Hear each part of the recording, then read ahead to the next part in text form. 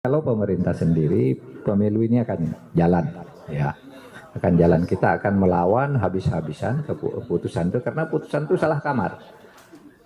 Ibarat misalnya Pak Robikin mau kawin, jadi sudah memperkuat akte perkawinan di pengadilan, itu kan harusnya ke pengadilan agama, tapi masuknya ke pengadilan militer, kan tidak cocok. Sama ini urusan hukum administrasi kok masuk ke hukum perdata.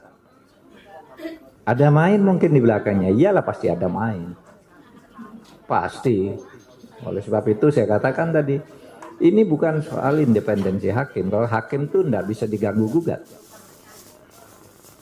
Tapi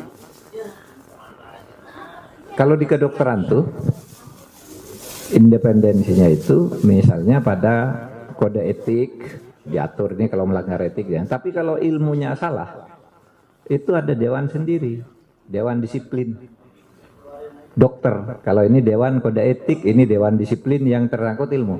Nah ini kan ilmunya salah ini. Oh, sudah jelas kalau pemilu itu pengadilannya di sana, kok dia yang mutus.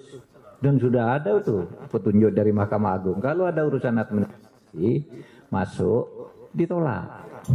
Kalau ketika peraturan Mahkamah Agung itu keluar sudah ada kasus yang sedang diperiksa, itu nanti diputus, tapi putusannya bukan wewenang pengadilan umum. Sudah ada tuh Perma nomor 2 tahun 2019.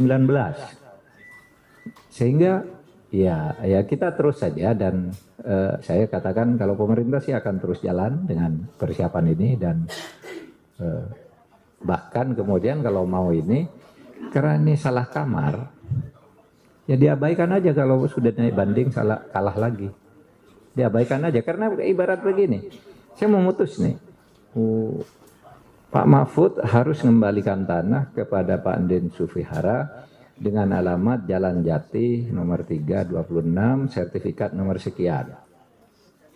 Ternyata tanah dengan sertifikat nomor itu bukan ada di Jalan Jati, tapi ada di Jalan Pisang, jauh.